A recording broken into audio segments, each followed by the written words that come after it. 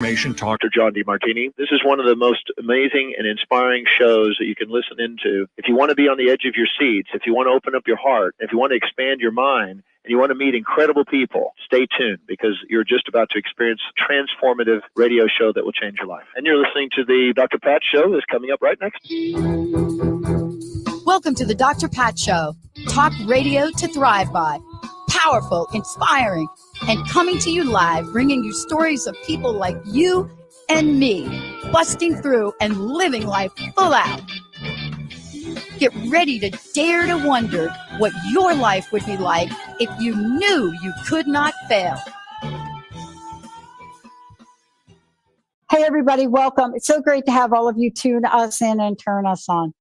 You know, I think every once in a while, what I like to think about is I'd like to think about the people that I meet. And I often don't think and say, oh, let me tell you about the people that I meet. What happens, though, I start to reflect. And I start to reflect on how grateful I am that they show up in my life. You know, how wonderful the teachings are that they have. I often think about not why we're in connection, have taken a journey together. I don't think about that. But I think about what is the pathway of this journey?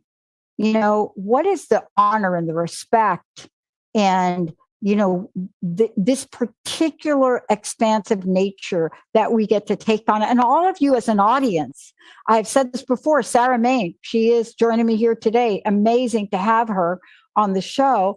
But we know how amazing of an audience you are. Today, I get to talk to you and talk to Sarah about a powerful, powerful message. And I was so reflecting upon it today as I was looking at her book and rereading her book, Conscious Confidence. And I was very aware today in particular with a very personal situation in my life of if people could work with Sarah, if people that are under stress, if they're under strain, if people in addiction and recovery could learn conscious confidence, if they had an opportunity to explore the value of the spiritual nature of what it's like to tap in to the mysticism in ancient Sanskrit, but more importantly, to tap into the language of the soul. And how do I know that? It's really fascinating when you think about Sarah, who is the author of Conscious Confidence. She is also the founder, creator of Damayanti, but she also provides these amazing messages. Now, this is probably too small for anybody to see, but I happen to wear one of her bracelets all the time. I just took it off to put it on the camera. And people always ask me what that is that I'm wearing. And one of the things I know, I tell them it is fuel for my soul. Today, we're talking about this mysterious and mystical power by somebody who is an expert, by somebody who is a teacher, by somebody whose life path has led her along this way to share a message for the world we want to create. I want to introduce all of you to my friend and colleague again, introduce you to Sarah Mane. Sarah, it's great to have you. Thank you, Dr. Pat. It's so wonderful to be with you again. Thank you for that lovely introduction. Well, I have to tell you, the bracelet, right? I've already gone through the black ones, so I'm trying to get more of those. But I'm wearing the gold one now, and so I wear them when I play my sport. Yeah. And people are like, "What is that you have on?" And then they read it, and they say, "Pure love." Now, that's not all it says. But you've taught me a couple things. You taught me about resonance. You taught me about exactness of sound. You taught me about a language that has so much depth to it and the messaging in it and the values in it. And today we're talking about this mysticism around it. But mysticism just doesn't quite do it, does it? No. It's mystical. I mean, it's this area of being mystical, mysticism. And the mind it's an interesting phenomena, actually, because if you're watching yourself, you reach this point of, we call it the mystical or the mysticism. We give it a word because it's the nature of our instrument, our mind, we call it the mind, to label everything. We have to label everything in order to just sort of navigate. And we feel a bit weird and uncertain if we don't have a sort of a pretty clear label for everything that we're doing. Imagine walking along the road and you just have no connection or concept of anything you're meeting or doing as you're walking along the road.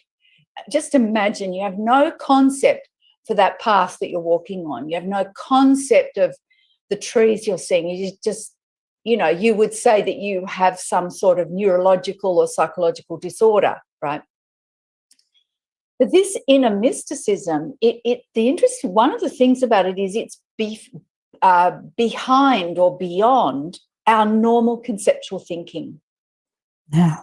So therefore it is, and the Sanskrit Vedic wisdom traditions, they describe this as indescribable, unpronounceable, indescribable, beyond words. There's all these not this, not that type of descriptions because there is no one way of describing it.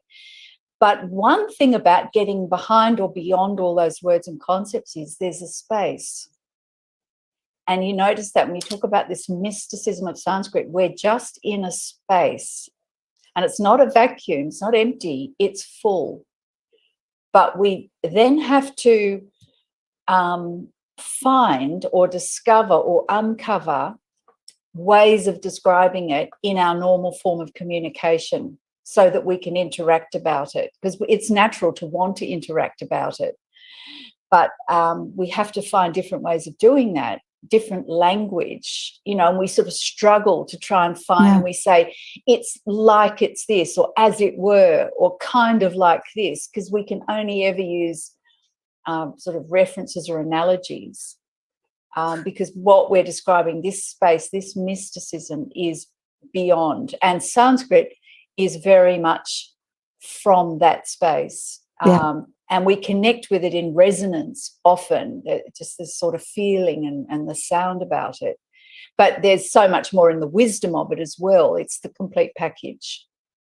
Yeah, I love in the book that you wrote, right? Conscious Confidence. I love, and I'm so honored to take that journey with you. And I learned so much about it because there's so much in there. I mean, I think about what we're about to talk about today. We talk about the power of meaning and how it determines, in your words, it determines our reality, right? Yeah. And then we have to really look at this language and really, as you would say, delve deeper into it. Because as we delve deeper into it, right, we not only get meaning, but we get life messages, we get soul messages, we get pathway messages. Yeah. And I've also learned the nuances between pronunciation and correct pronunciation. I'm not saying I have that down.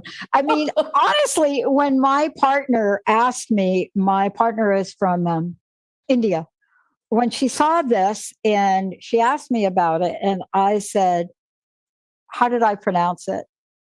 I think I pronounced it prema and not prema. Is prema correct? Prema? Yeah. Prema. Right, not prima. No, not prema. No, and I said prema. The E is an A, is right. An A sound. She said, prema. Wow, did you learn that? I said, I know that word. Because I taught you. Because you taught me. But you see, that's what we're talking about today, because there's a different energy between prema. And what I'm referring to is pure love, right? But that's the entire cycle of what we're talking about here today. Ancient is an understatement. And Sarah, there are some people that say that this language was given to us by that which we cannot see. Those are the words I heard somebody say to me. Yeah. That Sanskrit was given to us by that which we cannot see. So what they're saying is it was a language that came from here. Yes. Today, it's important for us to remember those messages because you are moving conscious confidence, you're moving Damayanti, you're moving into expression of this, and yet you're still honoring the ancient wisdom. Let's talk about how powerful that is, if you could. Yes. It's that interesting, often challenging bridge to walk across, path to walk across, where if you've studied some Sanskrit, and you know, look, I appreciate you, and I'm full of gratitude for you calling me an expert, but it's not how I see myself. Yeah, that's naturally. True. When I was at university many decades ago, my Sanskrit teacher said, he said, well, this is a 4-year, 3-year, 4-year course. He said, but let me get it clear to everyone from the beginning. This was the first lesson and first year. He said, a basic Sanskrit course is 10 years. And now I had been studying Sanskrit before, but yes, it's a lifelong study. But that said, you have this, it is mystical in that there is elements in and the resonance of it and the depth of the wisdom is beyond. And yet I want to make this available and accessible so that people don't feel that, oh, well, look, you know, I can't read the script. I'm not going to study. I'm not interested, you know, and fair enough. There's a lot of things I'm not going to do because I'm just not drawn to that. But the wisdom is, we say it's ancient, but it's really timeless. It's timeless. It's universal. And the very definition of universal is anytime, any place, anywhere, all occasions. If something doesn't fit that criteria, then by definition it's not universal. And there isn't a moment where Sanskrit isn't relevant. It doesn't mean you're going around with Sanskrit words in your head all the time. Right. It's that connection. It's like you have that prema bracelet on, and it's just that connection to the idea, the very resonance, the energy of pure love. Because, you know what it's like. In an average day, there are times where we may feel something less than love for our fellow human beings, let's say, or something that's happening in our life. And just having that memory, that connection, opens a doorway so that we can stay connected. And, and it's through that connection that we really are talking about the essence, where the root of conscious confidence comes from, which is from within. It's not, conscious confidence is not requiring circumstances to be a particular way. It's an inner confidence in yourself and in that deeper wisdom. And Sanskrit is just such a doorway to that. And a single word like prema, you don't have to know the definitions. You don't have to know the root form, the grammatical this, the rah, rah, rah, rah. You don't need any of that. You just need the word. One word. It's so powerful. And one of the things I also want to comment on and really have you speak about is I'm referring, for those of you that are tuning in, there are a couple of things you should know. Conscious Confidence with Sarah Mane. Conscious Confidence is a book, and you'll be able to find out about that book. You can certainly go to Amazon and get it, take a look at it. But what you're going to find when you take a look at that book is a couple of different things. And what I mean by a couple of different things is the book talks about and takes us on a journey just like we're doing today. But the concepts and the teachings in that book are amazing. And I was talking, Sarah, with you before the show to say, I wish, or maybe in the introduction, I said, I wish I could take these teachings and apply this or bring this to a group of these women that I work with. I really do believe that with that, there could be hope, change, transformation, and shift. Yeah. And for those of you out there, you can go get the book. You can get the audio from it. But more importantly, we can also tap in to this idea of soul. And I want to just comment about that because, you are somebody born and raised and educated in Sydney, Australia. And here you are at the age of 10, and you begin your spiritual journey. That's such a beautiful story and a beautiful thing for us to talk about, because it really points to how a pathway is put in front of us as this one, and what that pathway does to take us along this road, these wisdom teachings. And here you are today, not just going to talk about conscious confidence, but I'm going to talk about Damayanti and what that means. But this is quite a journey for you. Yes.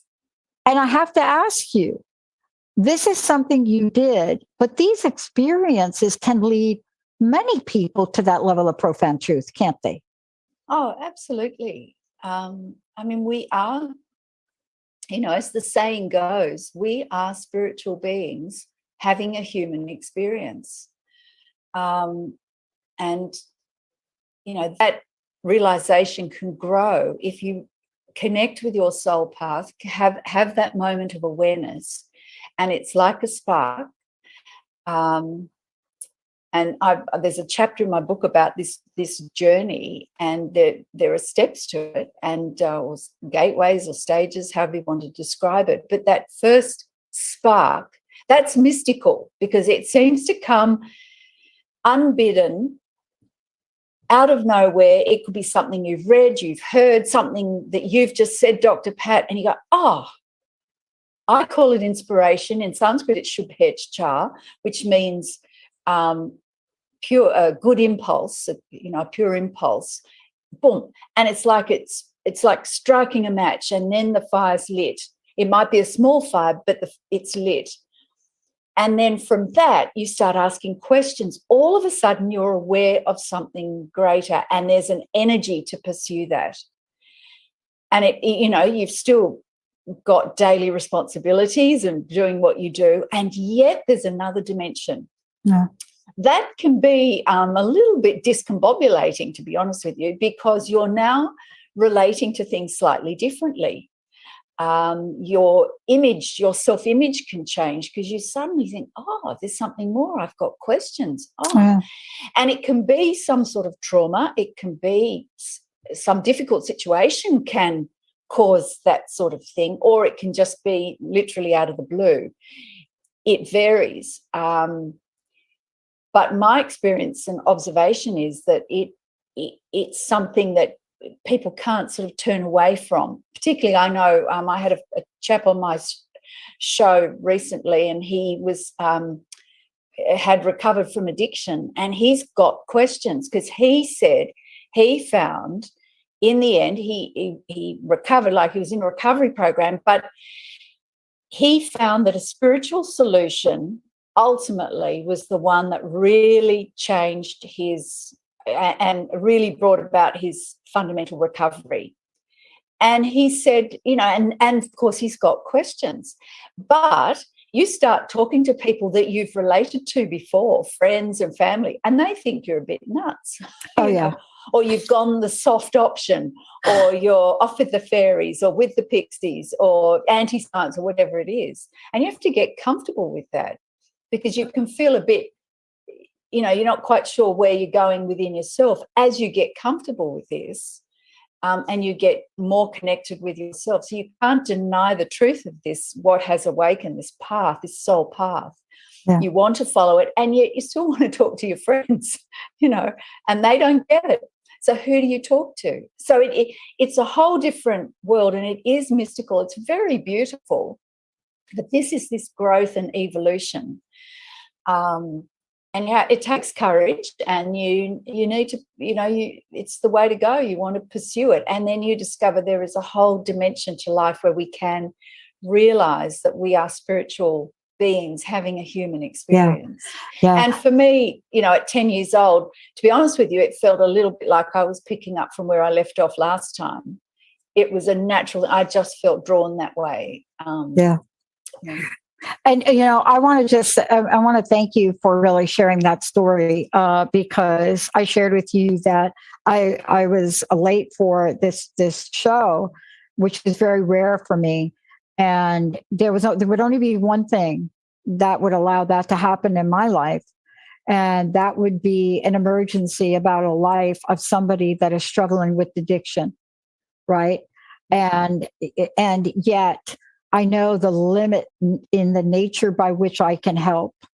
And you said it before. Look, when ideas about recovery were created back, whether you call it Bill Wilson, whoever, Carl Jung was instrumental in directing that. And he was very clear. Nothing is going to happen without a spiritual experience. Nothing was going to happen. He was very clear about that. And the entire foundation was built upon that. Yet, in today's world, it's one of the most forgotten aspects of recovery. And I would not be here. And I have to tell you, I was gripping onto this bracelet for life 15 minutes before I spoke with you. I mean, gripping it, fondling it, touching it, and unconsciously, right? Maybe this was unconscious confidence. But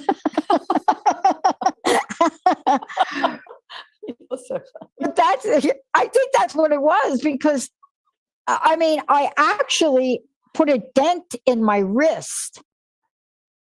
And then I realized when I showed up to do this, oh, pure love. Yeah. That's what I needed to hold on to, pure love. I wanted to ask you, this has been such an evolutionary journey for you.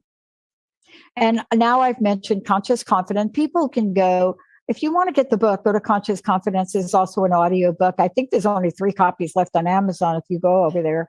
But if you go there, you'll see the book. You talk about everything from what I've learned about the fourfold, when you talk about the fourfold energy. And we've done many shows on that. Yeah. But I almost feel like I have to leapfrog a moment to Damayanti. I'm probably not saying that right, but I think I'm pretty dang close. It's right? pretty good.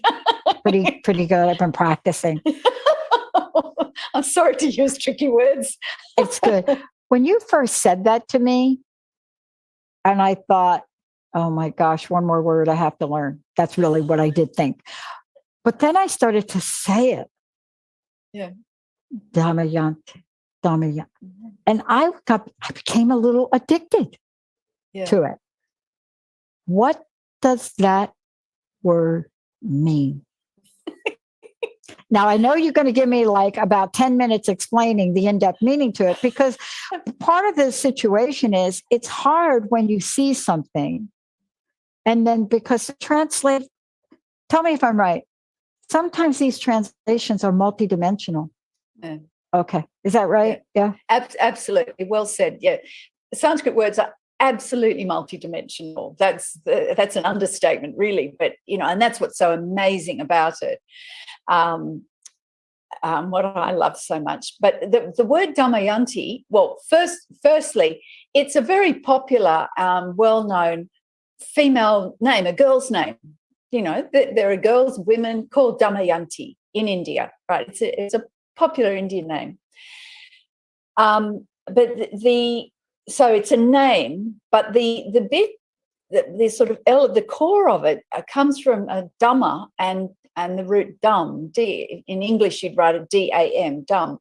And I've done shows on this, and because people ask why Damayanti, and it actually comes from this element of restraint, inner restraint, and that's restraint is not necessarily a hooray word these days. We want to feel free, and I do too.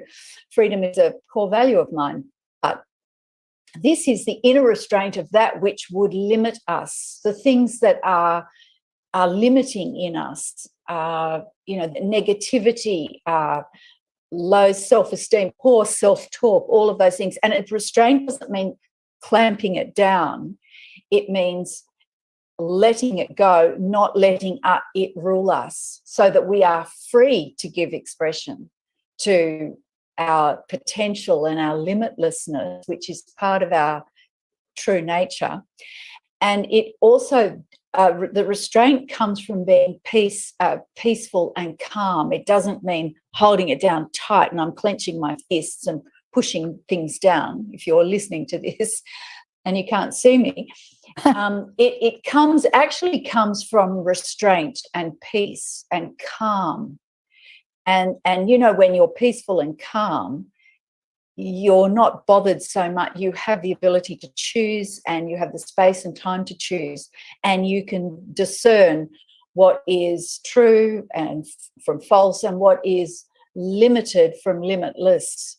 And we tend not to engage in so much negative self-talk, which can put us in a box and is unhelpful to us. So Damayanti, I was drawn to Damayanti because of this element of peace and calm, and then the inner restraint and that comes from that.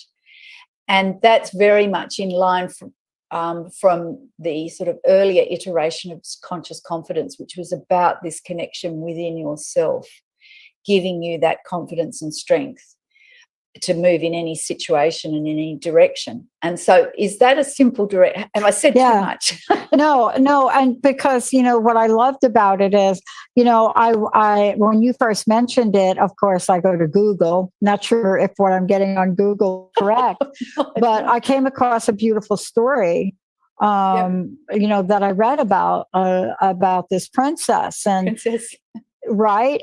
And, even though that may not be what we're talking about, there's so much in Sanskrit that are story-like.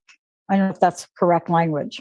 There's so much in words that are more than the words of the English translation.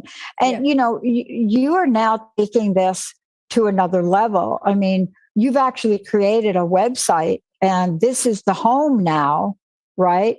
Yep. Damayanti.store. Is that correct? Yes, Damayanti.store. Damayanti.store. And that's, you can go there, because when people will go there, what they're going to find is the energy of what you and I are talking about. They're going to see it. They're going to feel it. Yeah. But there's also, underneath the conversation, is your unique vision for creating this energy, which may be ancient, but it's new. Yes. Does that make sense? Yes. I mean, how many times have I, every call I have with you in preparation, I always have to bring up some tattoo that I saw that is totally awful, right? And it's not about that. What it's about are people trying to recreate the symbolic, energetic blueprint of this, right? It's like old school printing. I had a friend that did old school printing and old school font design. And I remember sitting next to her and watching her do this. And there were such nuances. And she could tell if in her print operation, if accidentally one of the fonts got ticked. Yeah. And it changed the meaning for her. But people are hungry. And I want to ask you, do you know what this hunger is about now in this modern world? How would you, Sarah Mane, in the spirit of Damayanti, how could we describe this today? That is a great question, Dr. Pat. You ask great questions. That is right up there. Thank you.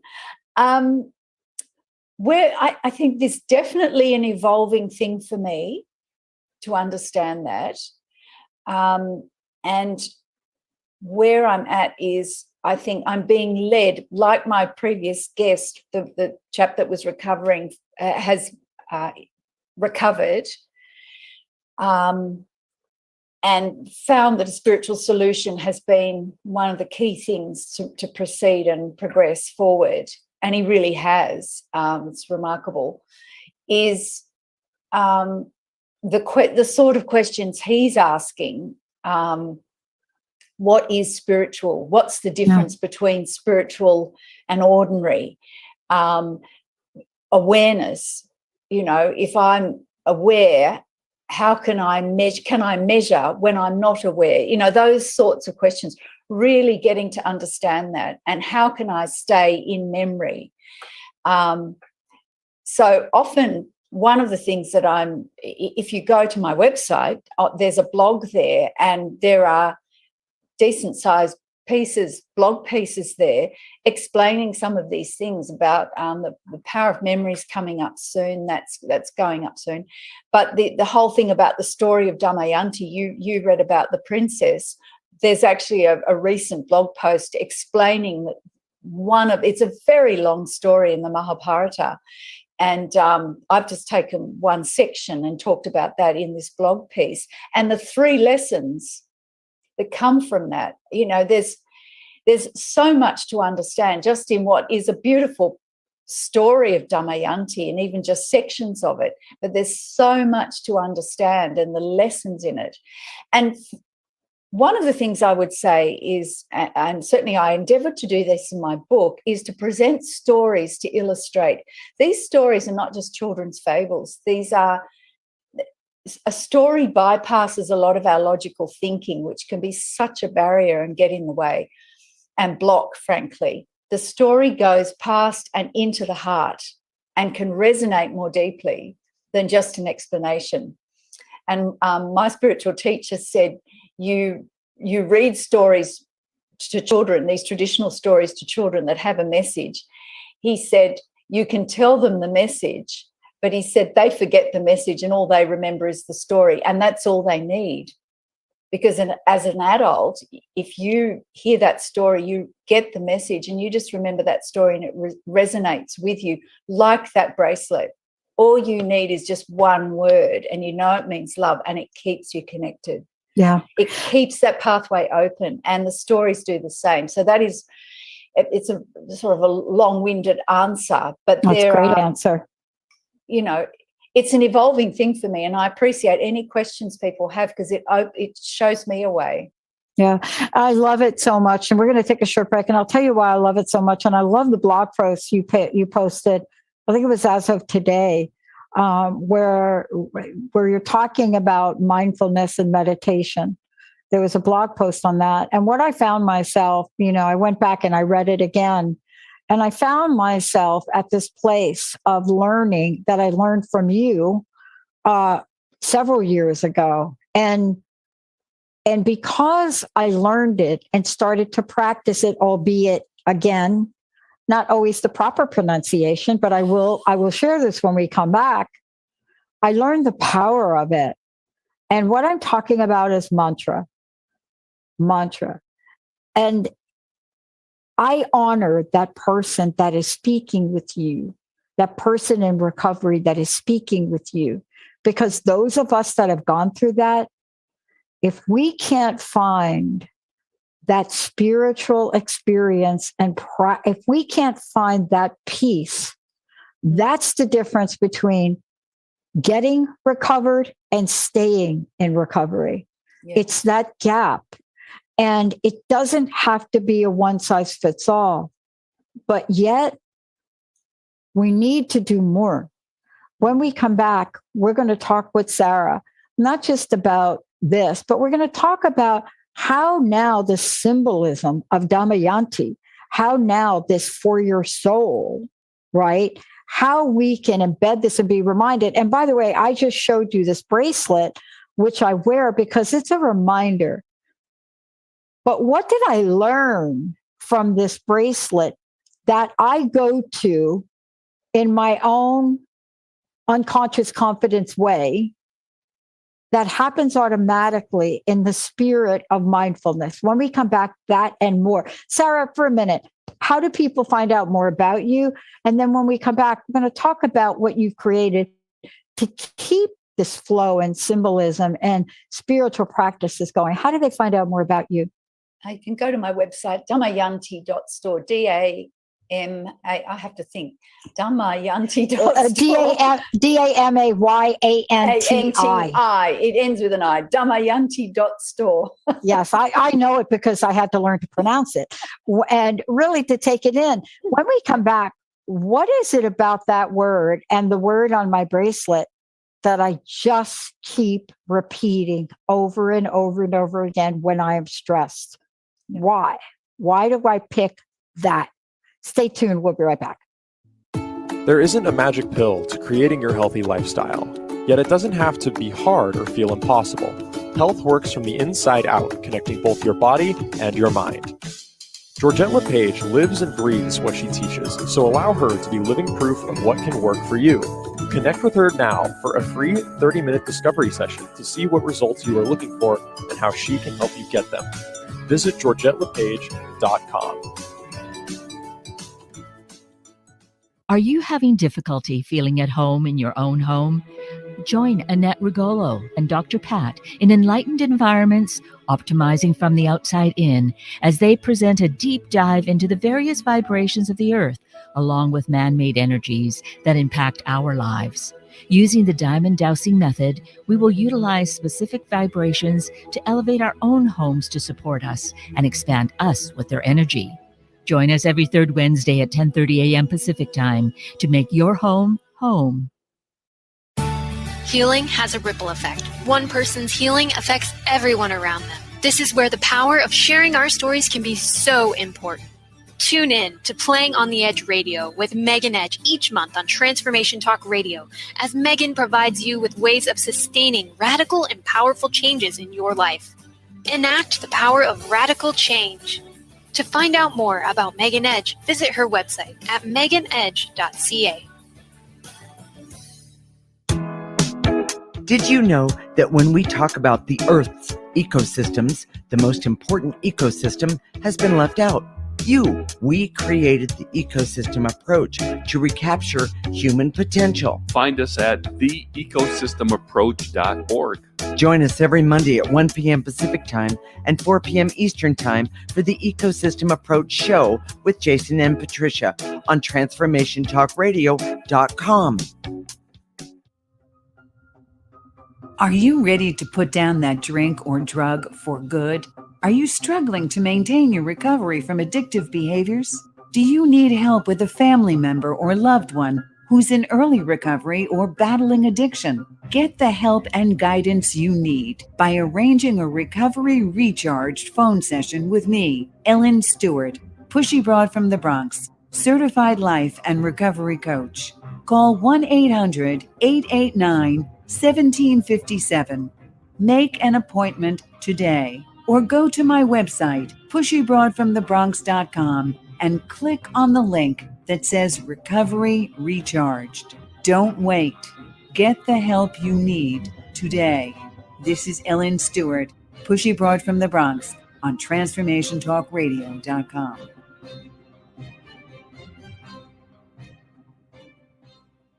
Hey everyone, welcome back. So thrilled to have my friend and colleague Sarah Mane joining me here today. You have heard me talk with her for several years about conscious confidence. Now we are introducing you to another energy. And, I think that other energy is a continuation of all of the messaging, everything she's done, everything the way of teachings, conscious confidence, whatever you've gleaned from that. And of course, now here we are today. Damayanti. If you want to find out exactly what we're talking about, and we're going to talk about this for a minute, damayanti.store. That's how you get there. There's a blog there. There's social media there. You can get in touch with her. You can email Sarah. You can get a copy of her book. But more importantly, you get to tune into the energy and vibration of what we're talking about. Sarah, thank you again for joining me here today. I've often said this. People look at me sometimes and they think, gee, Pat, this is, you just do such a great, I say, I am a student. I love talking with people, especially about things I don't know, but there's never been a time where I've had a conversation about something I didn't need to learn. Can't think of one. And I've had some really odd interviews. But this journey with you has been interesting because what I found over these past 30 months is how often I've called on your teaching in Sanskrit. And I may have held up a bracelet, but it's not just a bracelet, right? It's what I've learned about it. And what I've learned about the mantra around that word, what I've learned about other mantras you shared on the show. And I want to jump to talking about mantra, because you're also going to recite in a few minutes. Oh, am I going to get this right? The Gayatri Mantra. Did I say that right? Did I do? Okay. It is my favorite all time. Yeah. I listen to it. I take these. I have Jacob pull them out over and over and over again. People come into my house and they hear things like that praying. And they just look at me oddly. Like, did you mean? Yes, that is purposeful. So I want to talk with you about the power of mantra, but I also want to talk about what you're doing at Damayanti.store to really keep reminding us. Tell us what you created over there. Well, Damayanti.store, that it's Damayanti for your soul is the core thing. And so what I wanted to provide was a place where, when you're on your soul path and connected, a place where you can go where there's information, there's connection, there's food for your soul, there's a place to rest for your soul. And so hence the blog, because there's the blogs are substantial pieces, you know, and they give you something to think about. There's stories in the blogs. They're like mini versions of my book in a way. They unpack a bit more. There's, you know, yes, all the social media. There's the link to all my shows there, so you can pick up the shows there. So that I do with on your network, and I've now developed this range of products, and they're in collections, so they're under themes. So you've got a bracelet from the Prema collection, which is and there's a variety of necklaces and bracelets and some keychains and things, and a few drink tumblers and whatnot in the different collections. And so far there's 8 collections, and they're themed under Prema for love. I'll try and remember them. Prema for love, Kshama for patience, Shakti for divine energy. There's Balam for strength, Abhyasa for resilience, Abhayam for fearlessness, Prana for the breath of life. There must be something else and I've forgotten it. And Satya for truth and honesty and goodness. There are other collections in the pipeline, but those 8 so far have been ones that have been either important to me, or what I see as important for people in general, that I pick up on, that themes that I hear on social media and around the place where people are struggling with certain things, and it comes to me that is an important element.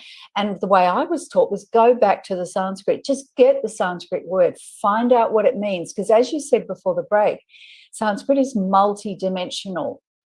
And so go back to some of the deeper wisdom, just get an understanding, rather than thinking, oh yeah, patience, I know what that means, you know, and you don't even stop to think. Get past some of your filters, because we have filters about everything. When we're all the information coming in through our senses, and every moment of the day is being filtered. You know that from your psychology background. Yeah, no kidding. You know, so, and that was one of the main reasons my spiritual teachers said to learn Sanskrit, because it starts to purify some of those filters, and it purifies them by showing them up in the light of the universal pure wisdom in Sanskrit. It shows up where you think, oh, well, I normally think this, and Sanskrit's indicating that. And it just shows it up in the light of that. And then you can let that limitation go. So it purifies that way, apart from just the resonance and the vibration and the beauty. And you don't have to be a Sanskrit scholar. And that was one of the things I was keen on with Damayanti, is you don't have to, wonderful if you want to, but you don't have to be spending years studying Sanskrit. It's a way of having an immediate connection with that universal wisdom, that resonance, that energy. And as you say, you've got that bracelet. And, you know, back in the day, I was writing things on Post-it notes and sticking them up to remind myself. And when I was teaching, I was writing it on the blackboard to remind myself, you know, just up in the corner. And the children would learn it too. So that was great. But, you know, to have a beautiful necklace, I would have loved something like that. Yeah. Yeah. And what I've discovered is people don't need the English written on the bracelet Right. or on the thing. They just, that the beauty of the shape, they might know the sound, and they know it means love or resilience or patience or whatever. And that's important to them. And that's a mystical message for them, you know. And if someone asks, great, they can explain. So it can be a conversation starter. But that was kind of where I was going with the products. But I love it. To carry with you, you know, be with you. And I love it because you and I were talking about whether or not to put the English on it. And I was looking at there was a few of these that I'm getting ready to buy. And I've now, for the first time, I saw this without the English. And it's the image language, the written language, and the way it looks is powerful, right? So when I look at it, I see it powerfully. And then when you find out about it, and I'm trying to remember if this was a growth through resilience or fearlessness, but it's so powerful in itself that you can feel that, right? Yeah. And that is so beautiful that you're making this available to people that really want to embody that level of consciousness. Yeah, it's definitely an energy thing. And going back to that mysticism, it is mystical because you can't, it's hard to explain. And that's often why you struggle with these sort of garbled explanations. And if your friends and family look at you like you're a bit nuts. You know? They do. They do. But it's real. That energy is real, and it is a way of staying connected, and connectedness is so important. Otherwise we just get disconnected and all sorts of problems arise. Like, I mean, we've been talking about addiction and all those things. When we are disconnected with the fundamental truth of ourselves and this fundamental universal energy, which sounds sort of incredibly woo-woo, but it isn't. It's utterly practical and present. And those that have recovered from and continue to have stayed recovered, you know, they say it is a connectedness. And this gentleman I was talking to, a guest I had on my show, he said the only way he can define spirituality and spiritual at the moment is connectedness, because that's what he experiences as connectedness. He says, I don't have another word for it at the moment. And he's right. He's right, because I have not studied. So what would be the logic if I had to go to logic? And some people are wondering about logic right now. There'd be some people maybe listening. Why would I grab onto this? Why would I hold on to this? Why would I even have this on a day that very unexpectedly I didn't know that in the middle of the day I might have to intervene to save someone's life? I didn't know that today. But what was it about this? Why would I grab onto it? And there are so many others. I was looking at what you have on damayanti.store, and I was just, I mean, the English language is something like breath of life, or, right, this is the English language. But that is not the vibration of it. And so I have a request for you. Yes. Just like me to give you more work. I think it would be so cool on your website to have an audio of the word in your voice. Okay, yeah. To say it.